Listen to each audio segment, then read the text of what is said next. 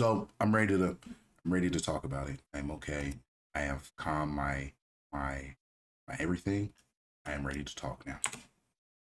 Okay.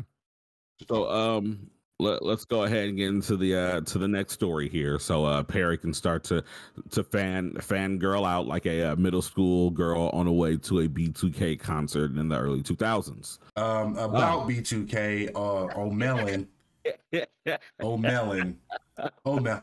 Ladies and gentlemen, we're going to take a brief intermission and address this terrible R&B 2000s showing. Like I stated in a status, O'Melon, go be a dad. You can be a great father. Mario, I expect a new album by the holiday season. You did your thing. So this is my thing. I think that this comes from Mario, who has had to lean on his vocal ability his entire career and his writing ability his entire career, versus Omarion was kind of the triple threat. He sings, he can dance, and he's attractive. He can dance. Because I will never say that he is a good actor. So his triple threat is the fact that he is attractive. But ultimately, like, don't get me wrong, like, Omarion can sing. Can he sing better than Mario? Never. I would never say that even before this particular event. He's a studio singer. Yeah, he is more of a studio singer. He's kind of a, hey, my boyfriend can sing, let me put him on YouTube singer. He just kind of knew the right people because he was very close to Marcus Houston. But all in all, like, the biggest thing that we saw here was Mario was backstage. He had his warm honey lemon water. He was singing runs and scales. He was warming up.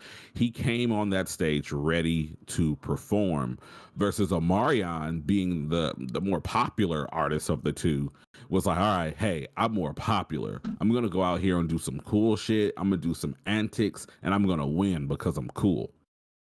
You can tell that dude didn't even warm up for that show, because he didn't even start to sound decent until like an hour in. Not even like, then. It was bad. Yeah. And it was rough. Before we even got to them, let's go ahead and have a moment of silence for our boy Ray J. Man, I'm not having a moment of silence for Ray J. No. Like, this, like, I'm gonna tell y'all, and I told this story in our musical chat, but I'm gonna tell y'all a story that starts off super cool and interesting, that ends with probably one of the most embarrassing things in my life. When I was about 17, I was talking to my mom about family and connections and blah, blah, blah. And I made the discovery through this conversation that Brandy, Moesha, is a distant cousin of mine. She's like my third cousin or whatever. So nothing like I'm like, hey, yeah, that's cool. But as a 17-year-old guy, I'm like, Brandy, oh man, you know, that's dope. She definitely has contributed to the culture. Yeah, we got Moesha. She got some classic songs out there. Man, she even recently done some stuff with Kanye West. That's pretty dope. And then I sat there. I got real quiet. The skies turned gray. You realize something. Lightning struck and thunder rumbled. And I said, oh shit. This is like the first time I cursed in front of my mom as well. It was, you know, I still try not to curse in front of my mom at 32. But I said, oh shit. And she said, boy, what? I said, Ray J is my cousin too? Just throw the whole family tree away. Hard reset. Yeah, I don't want it. Hard reset. Yeah, definitely. But at this point, let's go ahead and get into From Software, man. Yeah, man. So apparently. Yeah. So I've got you. So that way you can freak out when it's time to freak out. So From Software has confirmed that they are almost done with their game. And when I say From Software, I mean Miyazaki-san himself says that development, and I quote, development is currently in its final stages, end quote, on their most recent and current title that is still a unannounced game. Now, Perry, before you do backflips and headbutt through the camera with excitement, I do know that earlier this year there was a rumor that there was an Armored Core game in the works. Which personally, I'm hoping that this is an Armored Core game, because I think that with the way that From Software has been going crazy lately, a Armored Core game with the new From Software flavor could be amazing. But all in all, we have no idea what this game is in reality. Perry, go. Yeah, so absolutely. So with that being said, Armored Core should be the next game. And with that, they're on a hiring spree for multiple new games. And I would want to see an Armored Core game announced next. No, I'll take it back. I want DLC for Elden Ring announced next. And then I want Armored Core to follow that, because Elden Ring is so massive that if you do the DLC that you added to Dark Souls 3, phenomenal. If you do like a good another good DLC that was added, that made Dark Souls 2 from the mediocre game to a phenomenal game. I don't know why it gets all the hate into what it is. Do it. I mean, hell, Bloodborne's DLC is by far one of the best added DLCs that I've ever played. Do that. You were obsessed. I remember. Oh, bro, it's by far Bloodborne is still my number one From Software game. Sekiro is a close second. Elden Ring is probably my third. I will want, and if they don't announce an Armored Core game, I'm going to say, give me a Sekiro 2, something of the similar aspect of Sekiro. Just because Sekiro is a phenomenal game, just have the customization aspect to it. It was fluid. Yeah. Everything was fair. It forced you to be uncomfortable. You had to learn the mechanics. You couldn't really cheese it. You had to learn the game. You had to learn these patterns. So I will believe that would be a good way to go for From Software to build up on that. But the correct decision, in my opinion, the next release, DLC for the game of the year. Yeah. Like, no, this is a full game. So it's not like, if the DLC is coming, I believe it's coming, it is on the way. Armored Core. Then let it be Armored Core. Let it be Armored Core. And for the love of Jesus, if it's not that, give us a 60 frames. Not even just a 60 frame. Like, go ahead and just at this point give us a full on like remaster. Like, if it's just going to be a PS5 app and we get it for free, great. If it's a full on remake and we got to pay $10 for the upgrade, great. If it's a full on remake, shit, we might even pay the $70 for it. PlayStation, we thirsty. I'm paying for it. If it's the Bloodborne one, I'm paying for it. We thirsty for it. So I think they know. I think they know. I think that we will probably get something of the sort very soon from Bloodborne. However, on the front of I did want to bring up Sekiro. I am doubtful we will ever get another Sekiro. Me too. It was a good one and done game. Yeah. And I mean, but the main reason that I believe that is because, one, From Software is they kind of have a squeaky clean reputation. They're very private, low key. All they ever talk about is their games. And that's it. Like, and then they go away into hiding and they come out, they release another cult classic that is also revered as at this point, they're also revered as mainstream classics. But a lot of people forget that From Software was a game that was made in part by Activision.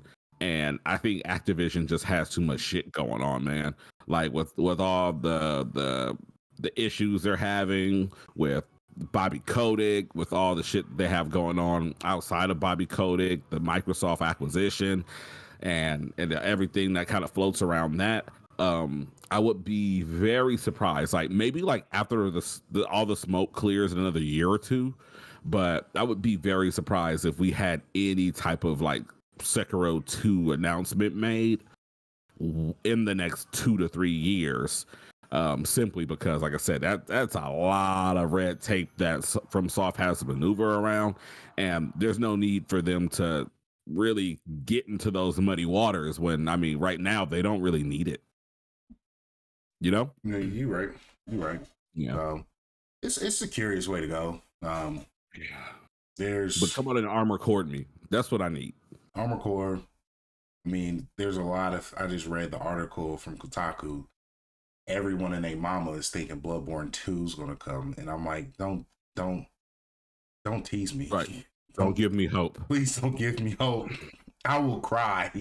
So I'm curious, and I may have asked you this before, and I apologize if I have. But have you ever played an Armored Core title? No, I have not. I have not played an Armored Core title. I've watched video, but I'm not of that. I am when it comes to that, I am a true casual. Yeah. So I mean, essentially, for anyone who has not played an Armored Core title before, believe it or not, the DNA for all Souls games comes from Armored Core. Armored Core is literally a Souls game.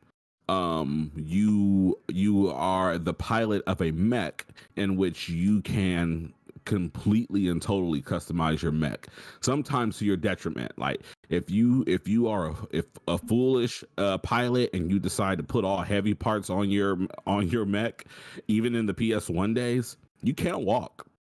You know, like if you want to have all of this heavy equipment, you're not going to be able to run. If you want to get around, you better have the capital available to put your mech like one of those treads, like a tank. If you have, oh, hey, Mrs. Perry, bye, Mrs. Perry.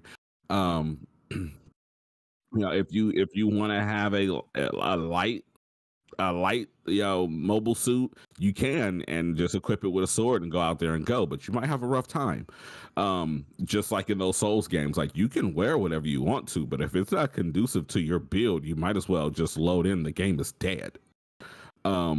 So I'm extremely excited if this is an Armored Core game, because like the Derek Masons of the world are going to go crazy, but also there has been a core group of Armored Core fans who have seen From Software going crazy for the last 10-15 years now, that are overdue for a game. And if they take all the lessons that they've learned in cultivating that Armored Core DNA through all of these Souls games and bring it back to the grandfather of Souls games, oh my God, it's going to be amazing. So go ahead. No, okay. Quick question.